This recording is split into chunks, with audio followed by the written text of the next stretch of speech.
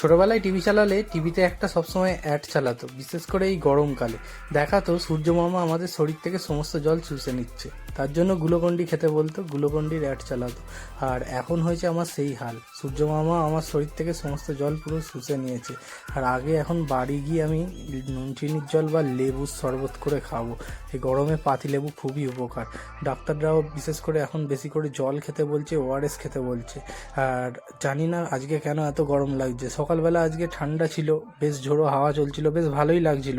কিন্তু এখন যত বেলা হচ্ছে আর গরমও তত বেশি হচ্ছে। আর এখন চলে এসেছি ডোমজুড়ের এই যে বানিসি সিনেমা হল ধারে। আর এখানে কিছু আমার কেনাকাটা করার ছিল, সেগুলোকে আমি কেনাকাটা করলাম। কেনাকাটা বলতে একটু দই কিনলাম, দই খাবো বলে। আর সত্যি এত গরম আজকে, তোমরা যারা যারা বাইরে থাকো তারা বুঝতে পারছো হয়তো। তাই বলবো বেশি করে জল খাও, ওআরএস খাও। আর এই গরমে এখন ওআরএস খুবই উপকারী। আর এই যে নীলাঞ্জনা পার্কের এখানে দেখো নতুন নতুন দুটো বাম্পার হয়েছে, দুদিকে হাফ হাফ হয়েছে, এখনও পুরো কমপ্লিট হয়নি।